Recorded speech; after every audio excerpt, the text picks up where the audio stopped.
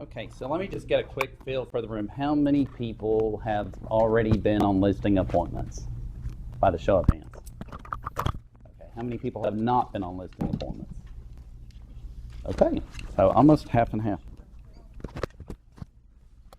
So I'm just going to go through as I'm doing a listing appointment and walk you through it. If you ever want to shadow one of us and we've got an opportunity to do that, just let us know. We'll be glad to let you do that. In the meantime, this is kind of like a mock situation. A lot of stuff I've learned just from experience of mistakes that I'll tell you that I made so you don't repeat those mistakes. You know, as you were saying earlier, people get attached to their things, so just be very delicate the way that you tell people how to do that. But when I get there, I'll knock on the door, and then I've got this presentation with me. We've made these bags. Of course, we've got some that we're getting ordered with a new logo and branding on it. So don't knock me for this. But we walk in the door with this. All of these things right here are in the bag when you go in. So all they see is this. And I always joke with them, you didn't know I was moving in, did you? So, you know, they kind of get a good laugh. If they don't have a sense of humor. So, but then we take that in there. And then before we actually sit down, I ask them, I would like to take just a quick tour through your home. However, before we start, where would you like us to sit down at the conclusion of the tour to talk? It's usually the dining room table or somewhere like that. So I go ahead and set this up right here. And so we've got, this is a brochure that we've already put together. You can get these at Staples or Office Max. We've got a software program called Agent Marketing, and that's what we create these with. It's like $30 a month. And not only can you create this brochure with it, but it also creates a website. Now, we've got Moxie and everything now, so I did a lot of this stuff prior to Moxie, so you get that advantage of it comes with the company. So it's, you know, another added value. But I was doing this before Moxie. I'm that old dog that's learning a new trick, so as soon as we get Moxie done, we'll switch over to that. But for now, we used Agent Marketing. So if it looks different from Moxie, that's why. Same premise though, but just put something together for them, okay? And then these are business cards that we make for the property. So I'm going to pass these around. You all can just take some, pass them around. It's got a QR code and everything on there. So if y'all want to look at that. The QR code will take them to the company's website. Not the company's website, the property's website. So we've already uploaded a few pictures. If you go online, you can generally see the previous listing. So we'll just borrow some of those pictures from the listing and put those in there. And then, you know, we'll tell them that, of course, we're going to do professional photography, but we want to give them an idea of what it looks like. So we've got that. These are water bottles that we put in the tray. And they've got the property information on there as well. So if you all, I'll put one on this side of the room and on this side, you can pass it around. So it's got their information on it. Scott, do you get that printed after the photo session? We do all this before. Beforehand. This is when you walk into the listing. This is when we walk in the door. Cool. So we've already done some marketing pieces for them, and we've already shown them some effort that we put into it. Cool. Now, I've got a marketing team that's awesome. So if, you know, we've got marketing people as well. So, you know, with Moxie and everything, they can show you that. But what we do is it's Avery is the labels that we use for the water bottles. And then we use Avery for the business cards that we do. But now we'll design our cards and everything, and then we actually just email it to our front desk person, Allison. We give her the card stock for the business cards. We give her the card stock for the water bottle labels. And then we also email her this flyer. So she prints it off. When we send her our listing presentation, your Moxie with the black folder, it's in here. Yep, okay. So we've got this too that we bring them. So this is your Moxie presentation that you have them print off for you. And so we go ahead and when she's printing this off for us, she goes ahead and prints that stuff off too. And then we just go to the office and pick it up. And so then she'll even, if you bring her the water bottles, she'll put the labels on, you know, she'll do all that for you at the front desk. All you have to do is provide your own, you know, card stock and everything. And then, you know, she'll do that. So I like to use these kind of hard plastic folders because it holds the presentation and it's very durable. And then there's a place to put your business card on the inside as well. And then if it's not like a relocation listing appointment where, you know, some of those appointments you can't have them sign the documents because they have to do the BMA, you got to do the BMA and do all that. If it's not one of those where you can actually get them to sign the listing agreement while you're there, that's what goes in this side is your listing paperwork. But I also always bring a copy of the previous MLS, if there is one, and the tax record, just to verify all that information. And then ahead of time, before you even go on your listing appointment, you can pass that around if you want, you have that call with the seller. You need to verify the information on the home. So verify the square footage. Ask them if they've made any improvements to the home prior to you going out there. And I'm speaking from past experience because I went out there one time as a newer agent. I didn't think to ask them if they made any improvements, and somebody had put an in-ground pool in. They did an addition on the house. They upgraded the kitchen. You know, there was all of these changes, and then when I got there, it was crickets when it came time to discuss pricing because I had no clue. And that's why you may want to do a two-step process sometimes. I know, Ashley, I believe, do you do the two-step? Yep. So you can do a two-step process where you go out to gather information, then you come back again with your comps and discuss pricing and all that. That's a very good process if that will work for the seller. Some sellers, though, they want to sign on the dotted line, and you want them to if they're ready to go. So it's a one-step process. Most of mine are one-step processes. I just get that one opportunity to come in there. So that's how my presentation is going to be, is based on a one-step process. So I've already spoken with the seller. I've gathered information about their property, any improvements that they've made. Then I've gone on with my marketing team. I've told them anything that's different from the previous MLS so that they can make sure that it's noted in there. And then we put together this presentation. This tray came from Amazon. So we've got different trays, and then we've got pins that we've got made, and it's got information on there. So the company, you can pass those around, one on each side. The company offers these, and you can, you know, get those made. People like free stuff, and so we actually give them these bags right here too. We'll leave them a couple and ask them to, you know, take them shopping. Yes, exactly. That's the whole presentation. So I've come in the door, I've asked them where we're going to do the presentation. I go ahead and lay this out. Automatically, they're starting to say, wow, I've never seen that before. And they'll start picking it up and, ooh, that's my house, you know, so they get all excited. Well, then you're going to do the tour. Does anybody want to know why you do the tour before you sit down to talk about the house? I'm sorry? Pretty obvious. Yeah, I mean, but yeah. Because you can't talk about something you haven't seen yet, right? So that was a mistake that I made during my first, you know, go around as a new agent and going on a listing presentation. Is I let the seller command the stage and I let them tell me, well, let's sit down and talk. You're the one that should be commanding the stage in a very respectful way. So you tell them what to expect, and I lay that out for them before I ever go out there. I say, well, I look forward to meeting you on such and such date at such and such time. At that time, we'll take a quick tour through your home, and then we'll sit down and discuss, you know, the details. So they already kind of know what's planned ahead. So now we're going to walk through their home. Now, when you're walking through, make sure you're taking mental notes. Take notes of things that they may need to do to get ready to list. Because they're going to ask you, well, do you think we need to do anything? Well, you know, if you've ever met somebody and as soon as they're telling you their name, your mind goes blank and you don't hear what they're saying, and that happens sometimes when you're touring through a home. You're just so excited to be there and you're not really paying really close attention. You're just thinking, man, I might get to list this house, and you're just walking through, you know, this is great, you know. Well, what do you think about such and such? And you've totally blanked. And, you know, so just make sure that you don't do that. Just make mental notes of things that you should be doing as you're walking through, so that when you do sit down with them, you can have a good conversation and, you know, give them that information. So when I'm walking through the home, I'm looking for things, sight, obviously, but smells, anything like that, carpet, you know, walls, clutter, whatever the case may be. I'm just looking for all of that and making mental notes before we sit back down.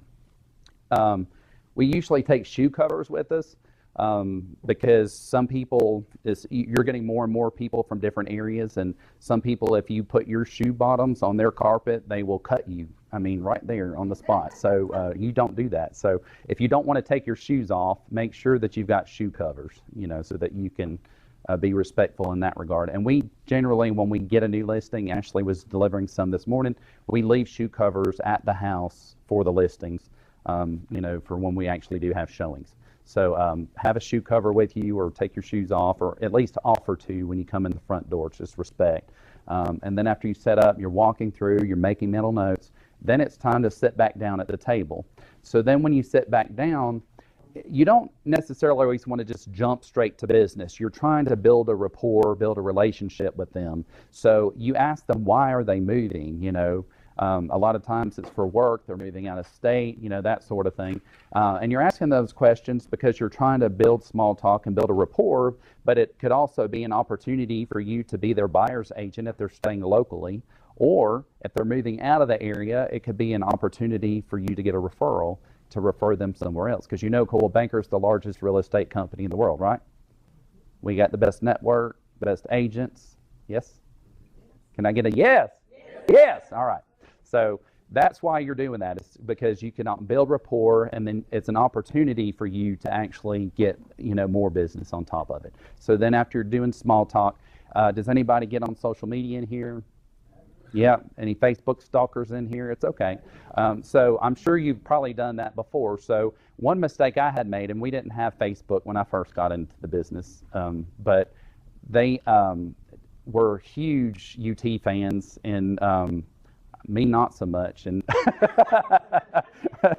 and so I kind of put my foot in my mouth on that one. So I learned, to just get on social media if you want to, a little bit, to learn about them. So you might find that you've got something in common with them. Of course, I wouldn't say, hey, I was on Facebook. Notice that just kind of keep that to yourself, because you don't want to freak them out, But that's a nice way to try to get a rapport. You might even see pictures of the house and stuff like that, before you get in there.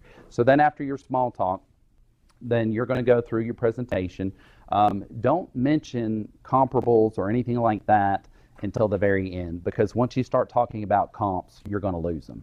That's all they care about at that point. So, but when I meet with them, I ask them, is this your first time to sell a home? Don't ever assume because of somebody's age, whether they're young or old, that they've either sold or not sold a home before. I've seen mature adults that were empty nesters that this was their first time to sell a home. I've seen young professionals that this was their third or fourth time to sell a home. So don't ever assume anything, because you don't want to insult them, in either way. So then if it is their first time, you might ask them if they've done any research on the home selling process, that sort of thing. And if it's not, then I ask them, okay, it's not your first time. What are you looking for in an agent? What's important to you?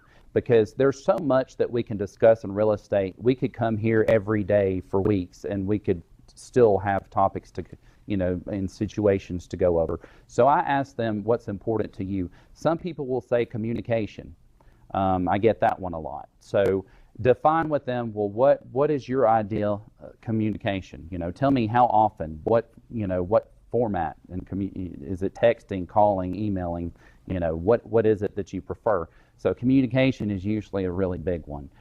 They want to know how you're going to market their property a lot of times, and they want to know how you can get them the most money and get it sold the quickest, that sort of thing. So those are all things to think about when you're talking to them.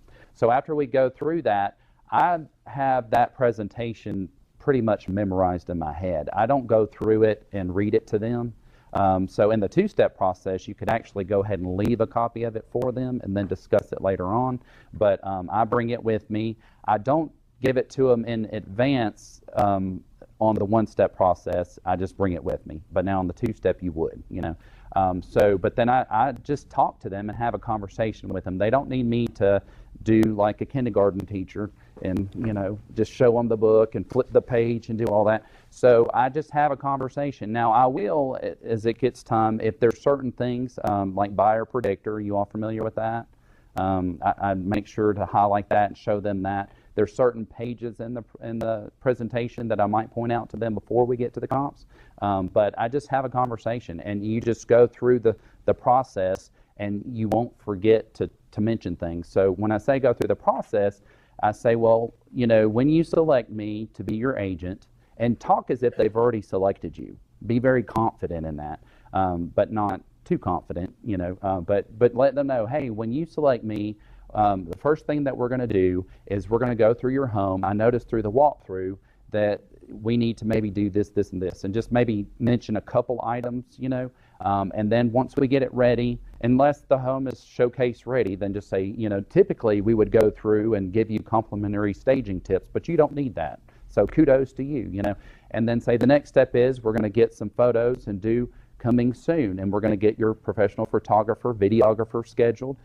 Do you all use professional photography? All right. Anybody that doesn't, you don't have to raise your hand, but if you don't, you really need to consider it, because not only are you selling your listing, you're selling yourself. And so when those pictures are out there, they're not so nice, your name is attached to that, and so is the company. So we would all appreciate it if you use a professional. Unless you've got that down yourself, then great. But you also need a videographer. Anybody want to say why that would be so important in the world that we live in today?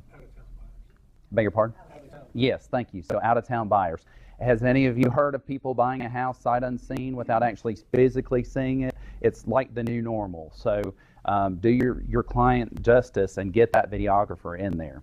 And then there's other things that I could mention, like the virtual tour goggles that you can send to your clients, and you have a phone and all that stuff. So we do FaceTime on our phones, though, so that's a good way to get them in there too. So anyway, I can go on all day, but so I tell them we're going to get your photographer, videographer in there. We're going to do about a week of coming soon, and then we will list your house on a Friday and show it through well, we'll do the coming soon, but showings Friday through Sunday, offers due on Monday.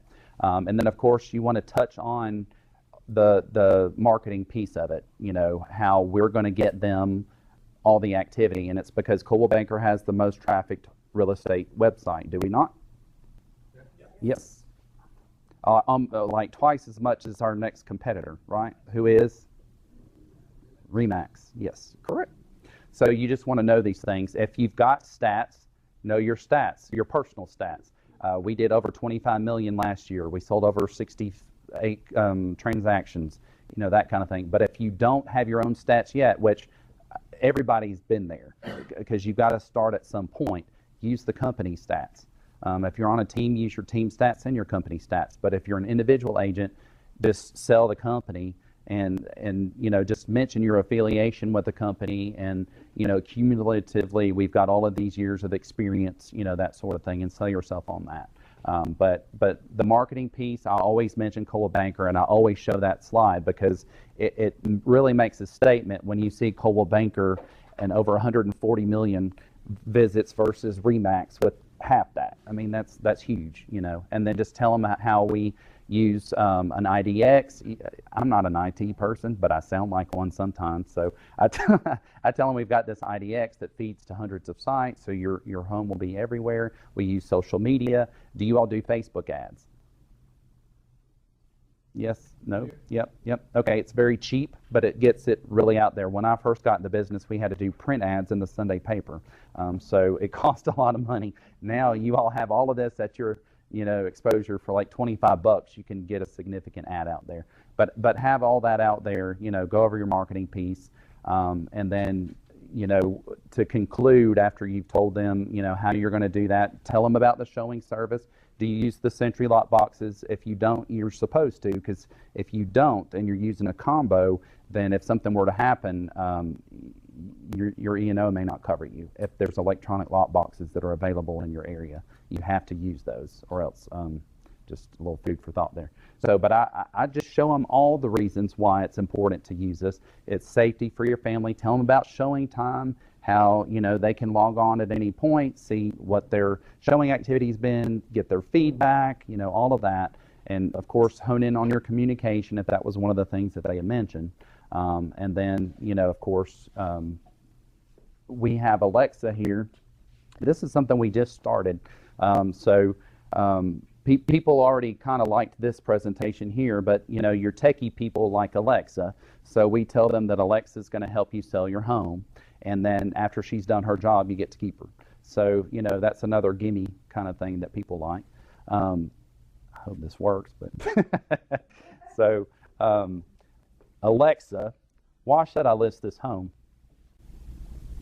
Besides the fact that the Scott Zeller team is Coldwell Baker's #1 team in the state of Tennessee and is in the top 1% in Rutherford County, look at that face.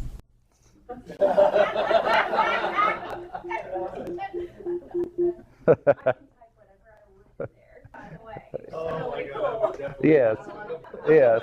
So it's cool. So Ashley did one once, and it said, "And Scott's got good hair." So I mean, it's like, so you're serious, but it also kind of puts a little play into it with them. So how much does that cost? The Alexas. So those are, I found them for $45. There's the puck option is $35. Yep. So it does the same thing. It's just a puck instead of a. But they have sales sometimes, cyber sales and different sales. So you can usually sometimes get them $20-$30. But I figure if somebody will give me their listing, I'm glad. I usually give a client gift anyway. So why not give them an Alexa to go with that? Now the whole presentation, as far as cost goes, the tray you're not going to let them keep. But like this tray right here was probably about $30 or something like that on Amazon. We've got other trays too. We've got some silver ones that are like maybe $10 a piece or something like that. But that you're going to take with you on your presentation. And then we tell them that when you list with us, this is what it's going to look like. We're going to bring this in. Of course, we'll have our professional photos in here rather than the ones that we stole from the last agent. We just kind of kid about that with them. And then, of course, the same thing with these. But we bring a lot of water bottles that are already wrapped to lead there when the house is being shown, because especially now it's starting to get hot outside. So who doesn't appreciate having some water? But we tell them that we will come here and set this up. Ashley did that on 2 listings that we had coming up this weekend. So she went by and did that. One thing I failed to mention is also signage is important. So people like to feel like they're getting in on something before anybody else knows about it. So when you're talking about your coming soon advertising, mention that if signage is allowed in their neighborhood, that you will do the coming soon pointer and put the coming soon. You're going to have the coming soon sign in their yard regardless, unless their neighborhood doesn't allow signs whatsoever, but most do. So you'll have the coming soon sign there, but we also do directional pointers during our coming soon campaign just to get people, there that are driving by and that sort of thing. So you'll want to just mention that. But for the water bottle labels, the flyer, and then the business card and everything, I think it's like $7 or $8 altogether per presentation that you do. And then when you add the bag and everything, you might have 10 or 15 bucks invested in your presentation. And then if they do go with you, then add another 30 or 40 bucks for your Alexa that you're going to let them keep. But that's only if they go with you. So, Okay. yep. Now, what about advertising? Do you spend extra money on advertising once you get the listing? On Facebook ads, we do. Do you have a budget for that? I know right now it's tough, but you still try, like in your coming soon. I have a guy in my office that he spends thousands of dollars Each one. Yeah, I honestly don't. I mean, especially if you're a new agent starting out and you're trying to get out there. That's the beauty of the society we live in today is Facebook marketplace, 25 bucks. You can do a Facebook ad and really get out there. Now, here's another thing that you can do to really make an impression and try to pick up more listings. When you're going to be listing the house, if you want to do open house during those 3 days of showings, you could do open house, but you can do door knocking. So all you have to do is print off some more of these flyers, and then you can walk around that neighborhood and just knock on the door and say, hey, my name is Scott with Coldwell Banker Barnes. I just wanted you to know that I'm going to be hosting an open house on Saturday, and I know oftentimes you want to choose your neighbors. So if you've got a family member, friend that you think might be looking, here's my flyer. That will impress them that you took that extra step. It lets you get exercise in, and then it's potentially more listings for you, because when they do go to sell, they may do that. And then I know people like to do the just sold postcards too, and we've had some agents. Renee Boda, she actually was telling us one time how off of a sold postcard or something. I think she picked up like $1 million listing for that neighborhood. So don't ever think a price point's too high or too low, to do something. So, yep. I have a question. So what is your primary way of lead generation outside of just your sphere of influence? What is your primary way of doing this? It's referrals. Now, it is, but now when I first got into the business, I did open houses every weekend. Right. And I got, walk-ins and things like that. It's different things for different people, I understand, but I'm not one of those cold callers. I don't like calling, 100 people I don't know. I'd rather work my sphere of influence. So take your sphere of influence. There's 26 letters in the alphabet, and if you divide that up, there's 52 weeks in a year. So if you divide it up, you can hit your sphere twice a year. If you call if you call one letter, how's that go? One letter each week, right? Am I doing that right? Yeah. So yeah, you know what I'm saying. So you can make it manageable, but I would say if you're not starting with your sphere first, you're missing out, because usually the people that know you and trust you are more willing to do business than a stranger's willing to do. So I would say definitely, and again, you don't have to show your hands, but just think about it. Do you have your database set up? Do you have everybody that you know in a database? If you don't, that would be the first thing that I would do when I leave here, is get your database going. Then the second thing I would do is start reaching out to them. Now, you don't have to, some people don't like talking on the phone. If they're a texter, shoot them a text. If they like to talk via Messenger, shoot them a message in Messenger. You don't have to make it complicated, but just reach out to them. Get them on an email drip, and stuff like that. We're starting that Dare to Compare that I told you about. We started a whole program for that, and we're doing a whole social media series on that. And we're starting a thing called That's What's Up Thursday. So we're going to, every Thursday, post a minute or less little clip on social media, because that's where a lot of buyers are going. And I get sellers or buyers that come into the area from out of state, and where they're finding information about our areas on social media. And they'll say, oh, this agent so-and-so, I love following him because he tells me all these cool places to go hike, to eat, to do whatever. So don't make it just about houses, but make it about the lifestyle. So if you're out in Nashville or somewhere on a rooftop deck and you're, enjoying a meal or something, just do a quick little video and then maybe attach the link to their website with their menu on it, so that those people can see you as the go-to person for that, Yep. Cool. Any other? Oh, my pleasure. Thank you. In your listing presentation, you mentioned that there are a couple of pages that you pick out that you do like to touch on specifically. Yes. So I like to do the one where it shows Coldwell Banker as far as the traffic that we get on our website. I like to do that one. I like to do Buyer Predictor. I like to do the one and what sellers look at most when choosing an agent, and it's got the agent with experience and that sort of thing.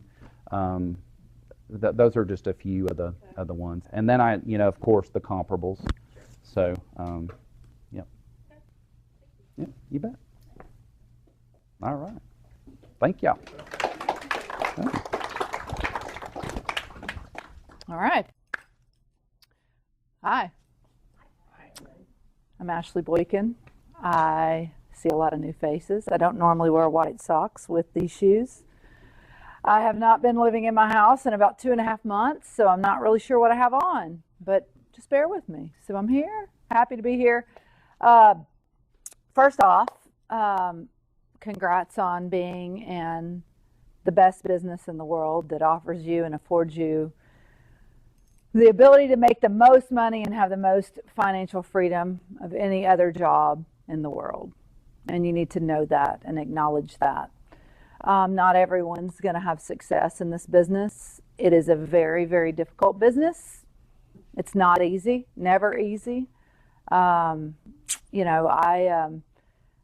This business will pull on your confidence sometimes. It'll make you feel like the most confident person in the world, and then it'll take you to the bottoms and the depths of hell and drag you around. So your goal and your job in this is to always try to stay steady. If you go into a listing, and I talk from experience here, Last year I had a year to remember.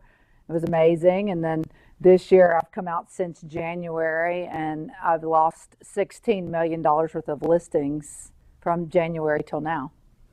And so it has not been as fortunate as last year. So, and I share that, just so everyone knows, it's not always easy. It's not always fun, but, and it will weigh on how you approach your next listing. When you lose multiples in a row, which doesn't normally happen, but when you do, you have to really train your mind and go, you know what? I've got to go to confidence camp this morning.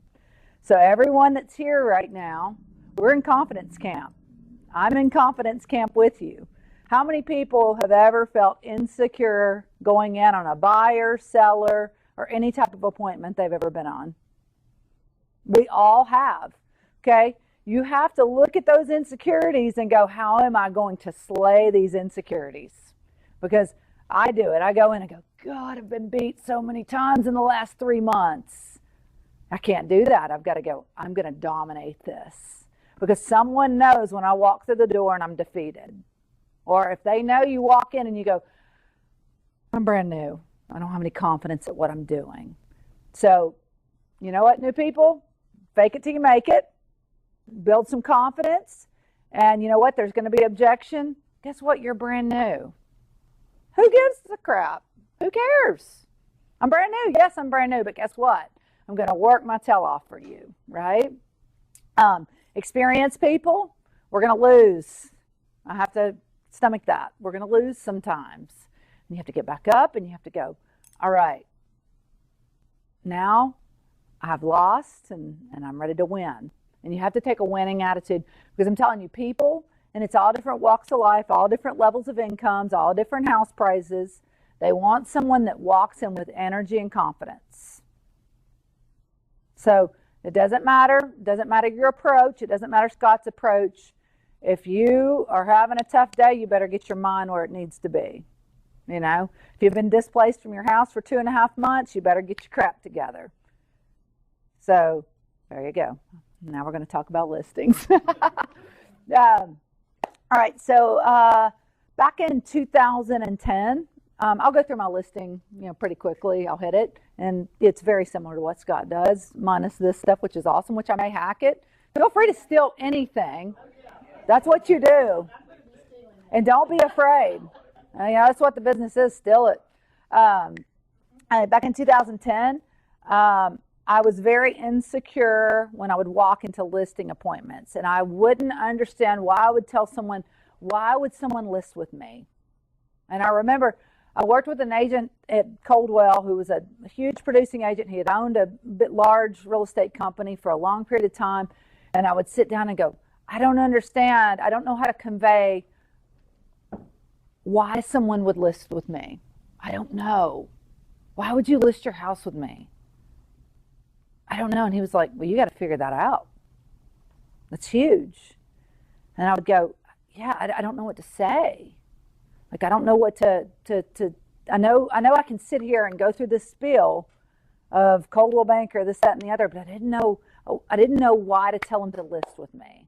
All right. I didn't have this great board of accolades. I didn't have, hundreds of millions of dollars worth of transactions. I was fairly green.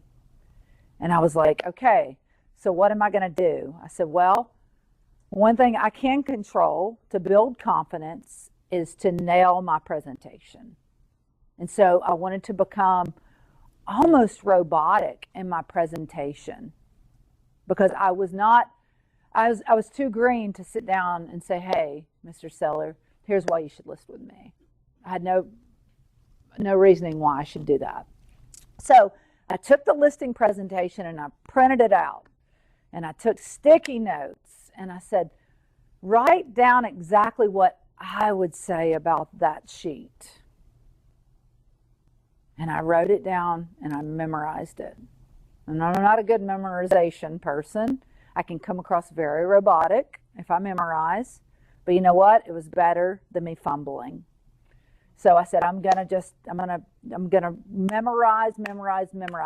And then what I would do is I took a partner, I took Tony, who was my partner at that point in time, and I said, every day I'm going to go through my robotic with you, and I want you to be a different seller. I want you to be the sweetheart. I want you to be the asshole. I want you to be the apathetic, you know? And we did that. And every time I would get more confident, and I would be robotic, but then I would go in to my real listings, and I would still be robotic, and I would read, yes, so on this page, but you know what? I stuck to it. And you're not going to be great. You may not win a listing if you're brand new. You may not win a listing for a while because you're going to be up against great agents. But the more you practice, and I would recommend practicing long before you ever go into somebody's house, because that can be a costly lack of practice. So every day I would sit there and I would deliver this listing presentation over and over and over until I finally gained confidence and like, wow, okay, why would someone list with me? Well, I wasn't new to the industry. I just didn't have a ton of a huge amount of transactions under my belt. And so I learned to convey value for what Ashley did, what I brought to the table. I'm going to bring energy. I'm a local. I'm going to be confident. I'm going to fight for you tooth and nail. I will cut someone's throat for you. No, man, that was my strength. I will beat them down till I get you what you want. And I'm going to fight for you to get you what you deserve. And you know what? People loved it. They bought it. And I did it. It wasn't that I was giving them some false pretense of, hey, sign this and then I'm going to disappear. No, I'm going to do what I say I'm going to do. I could be up against someone that did 100 transactions a year, but I was going to go in and go, hey, guess what? I didn't do 100 transactions last year. But you know what I am going to do for you? That person that did 100 transactions last year, they may have a Scott Zeller team. And guess what? You might meet Scott, then you might deal with his fourth listing agent that still has not made it on their own. No offense to anybody in that situation, but you have to overcome those insecurities in your mind and you go, guess what? When you get me, you're going to get me. And you're going to get my cell phone, my phone number, my email. You can call me anytime. I don't care when it is. Midnight, if you're insecure about what's going on, you call me. And so that's when I started to go, okay, I can compete against these big teams. I can compete against these big transactions.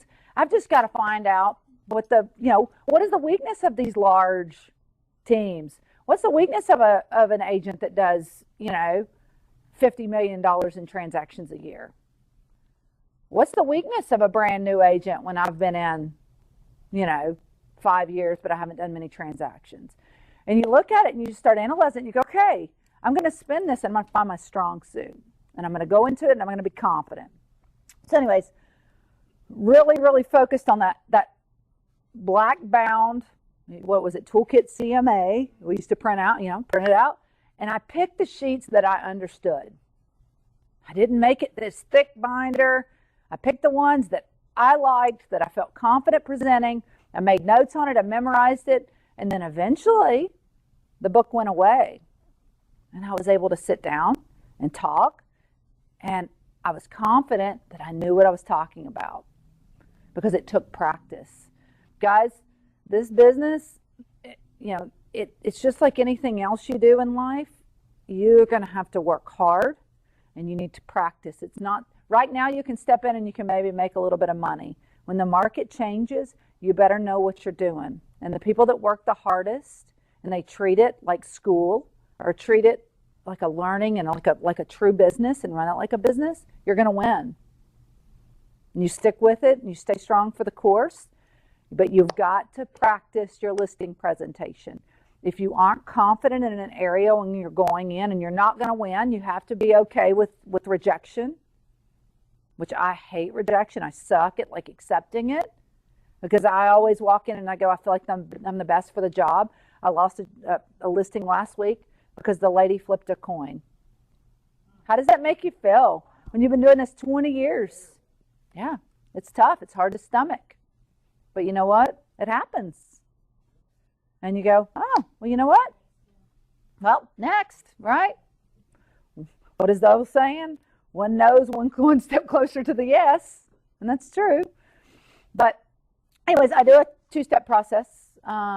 Jenny, who's my business partner, who's not here, under the weather, but we deliver the hardbound Moxie, just like Scott had in the black binder. I have her deliver that usually a couple days prior to the listing presentation. We'll ask them where we'd like us to put it. We put it on the front porch or wherever they'd like, knock on the door, see if they're home. That's one face-to-face, okay? The more times, this market's really tough to get face-to-faces.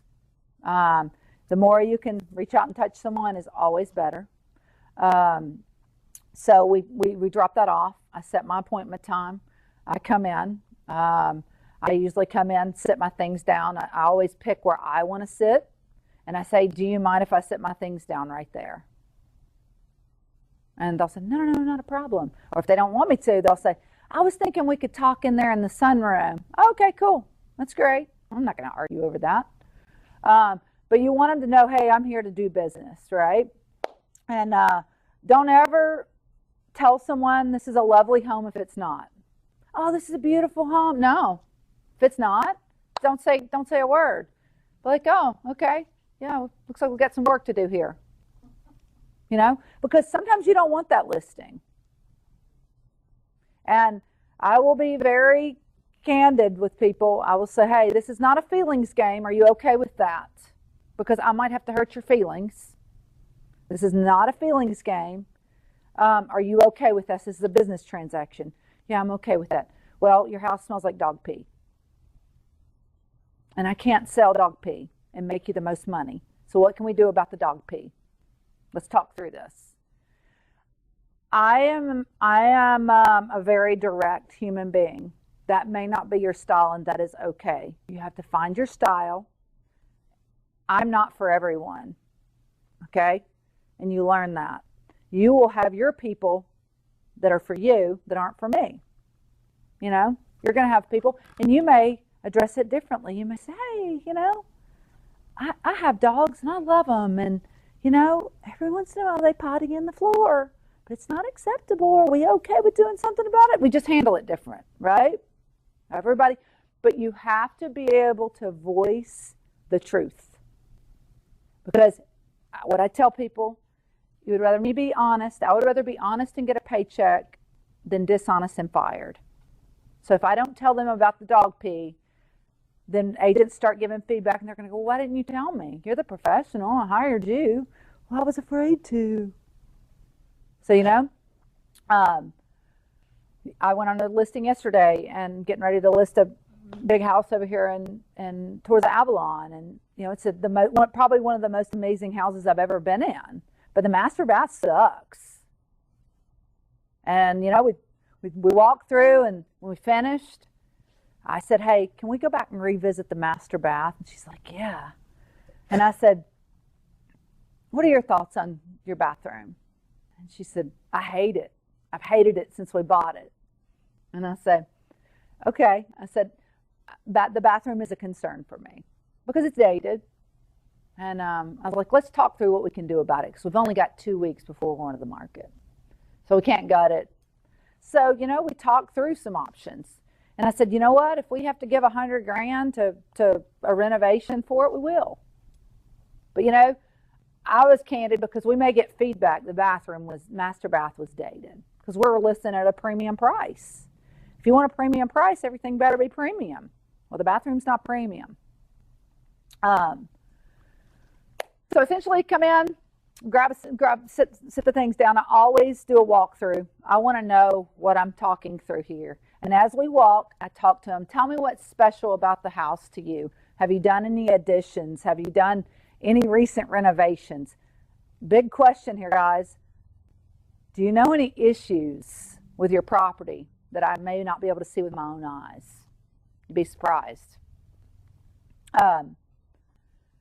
I walk through, I make notes as we go. I ask people, hey, these pictures are not for marketing purposes, and I'm not taking pictures of your things.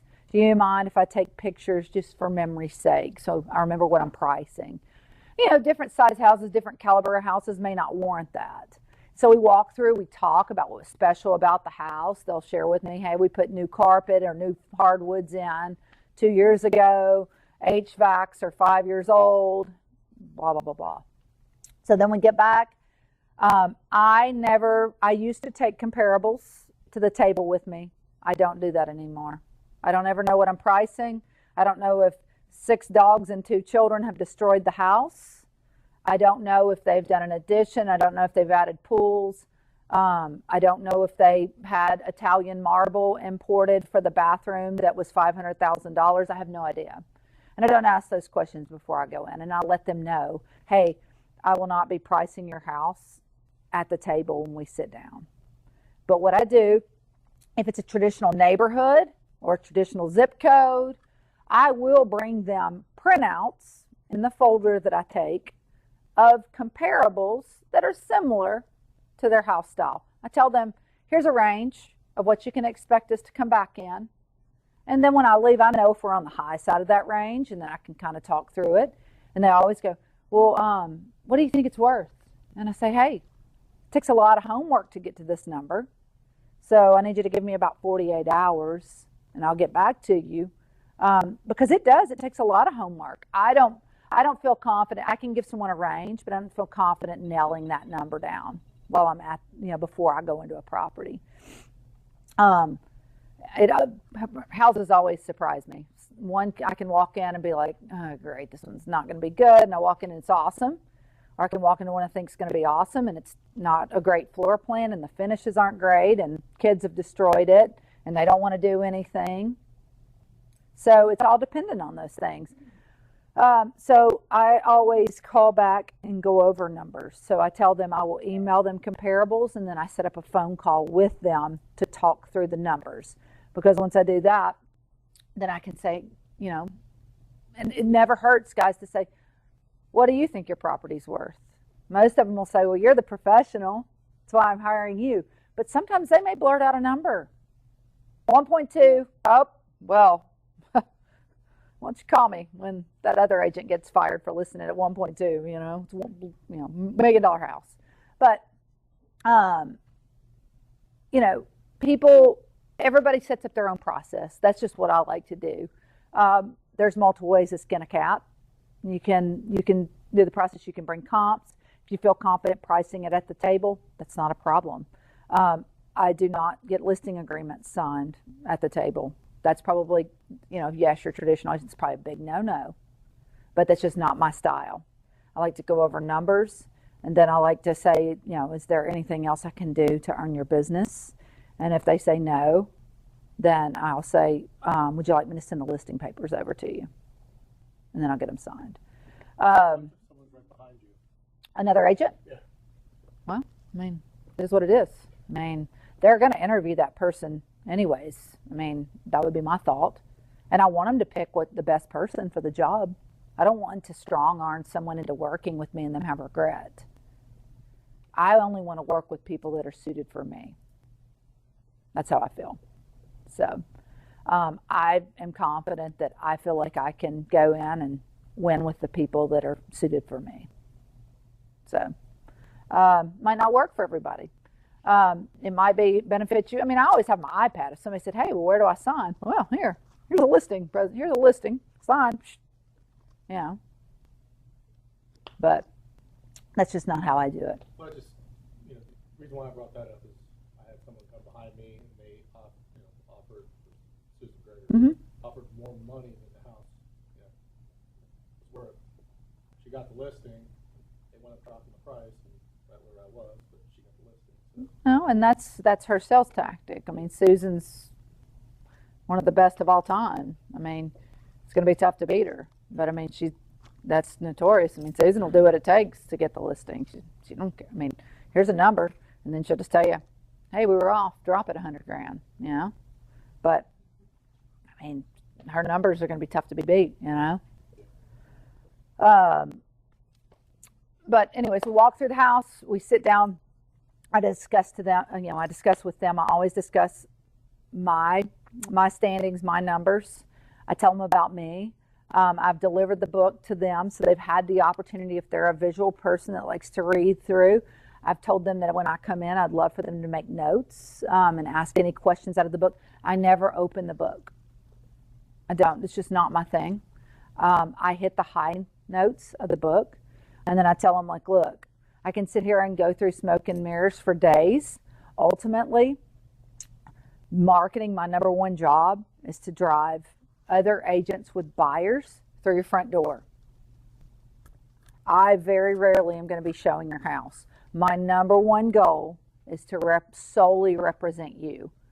I don't want another buyer on this property, and that's very rare, but I don't. If I get another buyer opportunity, I'm going to give it to Jenny,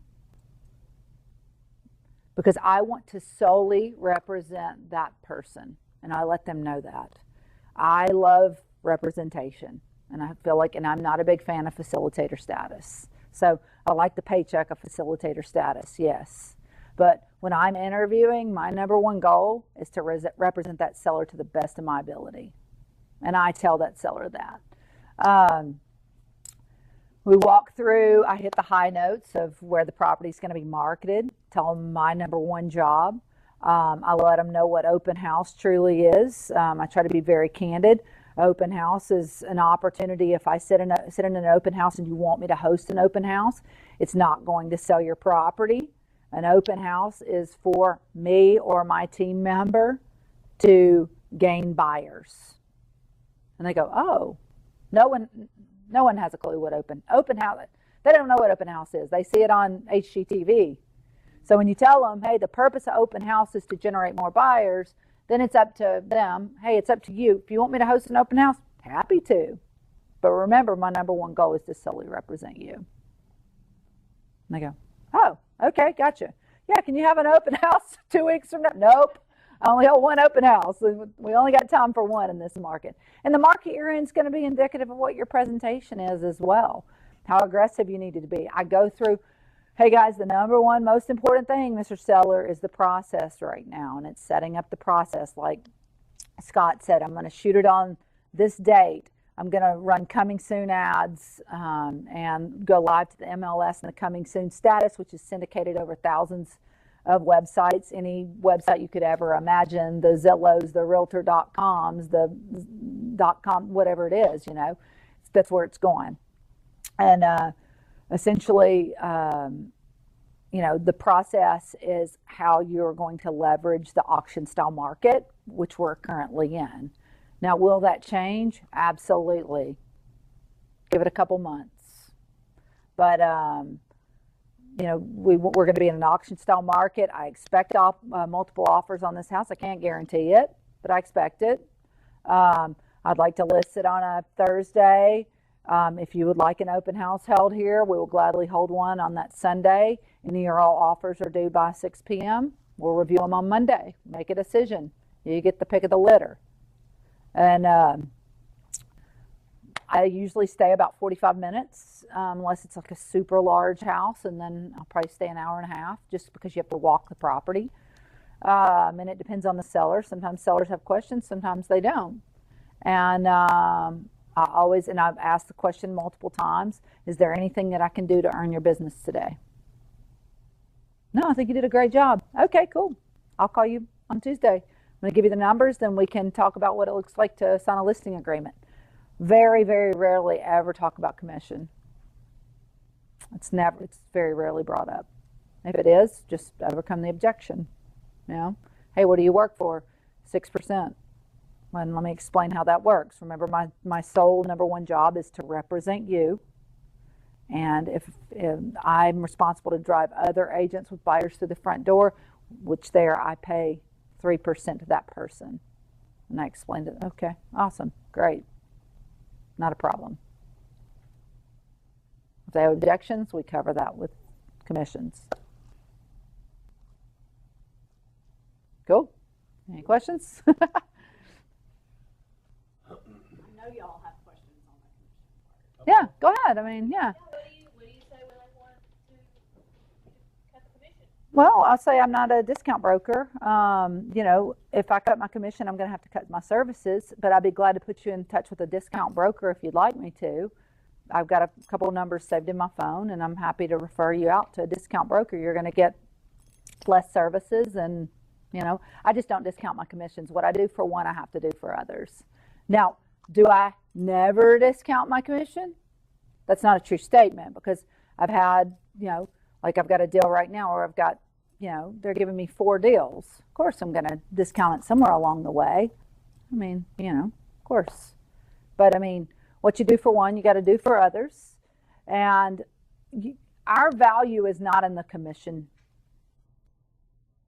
A lot of people try to find value in cutting commission. That's not where our value is held. If they say, well, you're up against someone and they came in and told me they can sell my house for 5%. And I say, well, what are they paying the buyer's agent? 2.5%. And I say, well, I really don't recommend that. And here's why. And I explain to them, the way buyer's commission works, who we all have to pay out, Uncle Sam, companies, marketing. But I'm happy to cut, if you'd like me to meet that 0.5%, I will cut, out of my own pocket what I'm going to do. If you want a discount, I have to discount what I do, because I hold value in what I do. And you also could say, there are still agents, even though you're not supposed to, that look at that and they won't show a house that's discounted. Yeah, that is true. You can also add too, if that agent's so willing and quickly ready to cut their own commission, are they really going to go to fight for you for getting the most money on your home, because they're so fixated on that quick deal, so. Yeah, I mean, it's the largest financial transaction that most people will ever be a part of in their life, is their home. And so when they're asking you to discount it, you can very easily say, do you really want someone who committed to discount their own money? And I tell people, I do this for a living. I make great money. I'm not going to lie about that. And I just don't discount my commissions. I'm a firm believer in keeping our business strong, and this is what it takes for me to run my business and make money. I want us to continue to be in the business in 10 years. There's a commercial out there, you guys paying, I'm not the cheapest. I'm the best. Nope, I am not the Kmart. You can always have people that do discount, and hey, so-and-so will discount it. I'll be glad. I'm not sure they use a professional photographer, but hey, they'll do it for 2. And sometimes you're not going to overcome it. Sometimes people are caught up in the money and they don't see value in what you bring to the table. Then, okay, next.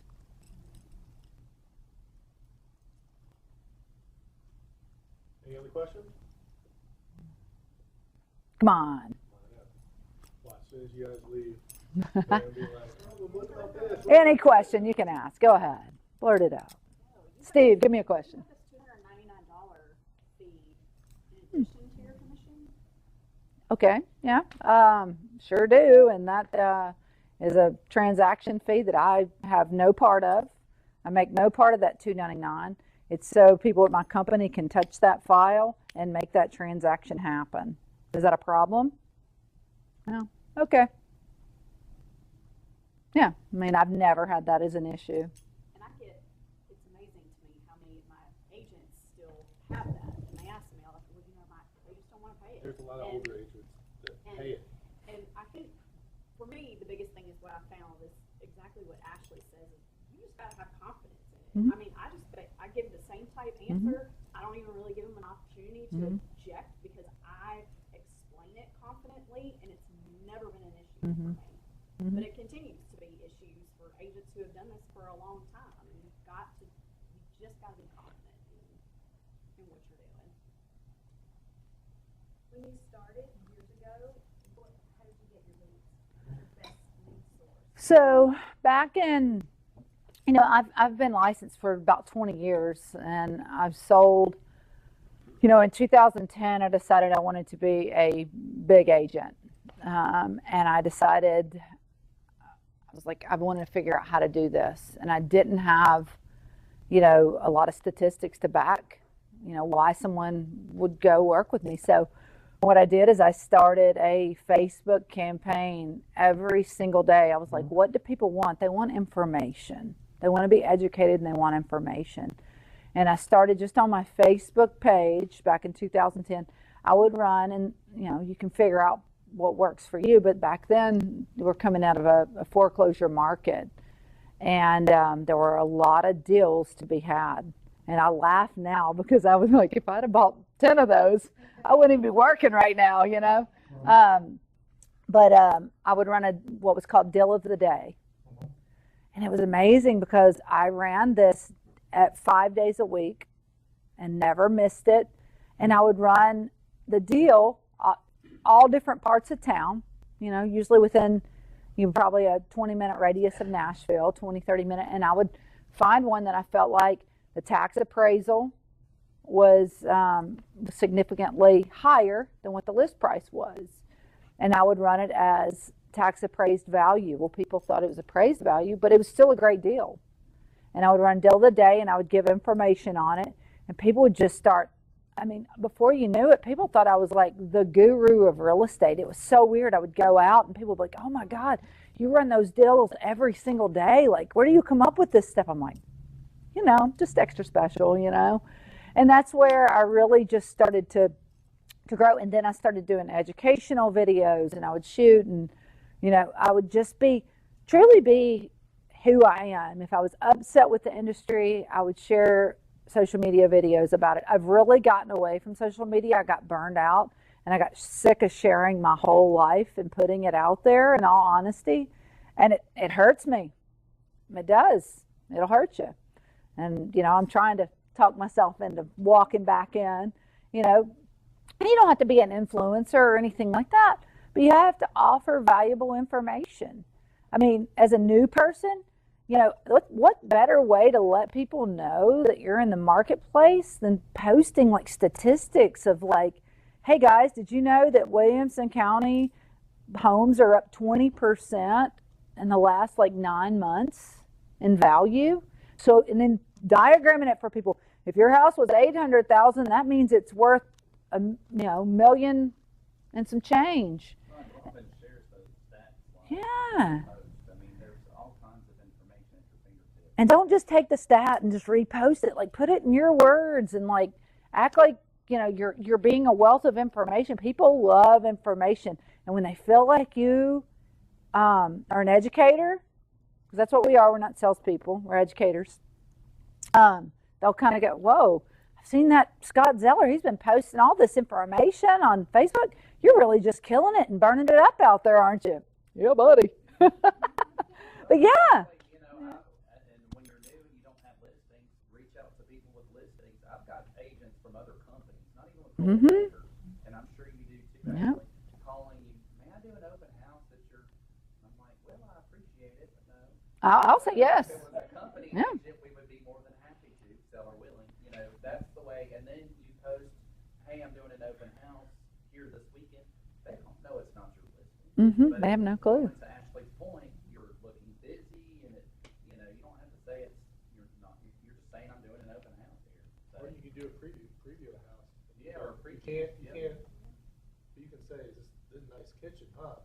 Kind of thing. They always see that you're busy. You can't sit there and show the house that's not yours if you're not listing it, the address and nothing. But you can even say, look at this bathroom, look at this. And then tour new homes, go into new construction. And things with buyers, some of them can make you show them 12 houses in a day in different areas. So you could get all kinds of little clips. And don't post them all at once. Just here we're in Murfreesboro, here we're in Gallatin, here we're, and just say them up. We're at the bar. Right. I might wear this jacket in one clip. I might take it off and do another clip. So Aaron Kruger, who's one of the top agents in Nashville, she runs a great team. She runs a great process, great system. She just posts educational city videos like downtown Franklin. Franklin's lets people know, like, here's what's coming. Instagram pages and reaching out to, California buyers, and information is the key to people believing in you. When you're an educator and you can tell people, here's where the market is, and you can share your opinion too. It doesn't mean it's right. You can say, hey guys, I think interest rates are going to go up a whole percentage in the next 6 months. A payment on a house that's $1 million and a percent interest rate is going to make your payment $1,500 a month higher. I mean, get the numbers right. I don't know if that's right. But, people will go, oh gosh, we were thinking about putting it off and buying. They might ask you, we were thinking, do you really think this is true? I do. Do you want to talk about it? So anyways, that's all. Any questions? That's it, thanks. You're welcome. Thanks.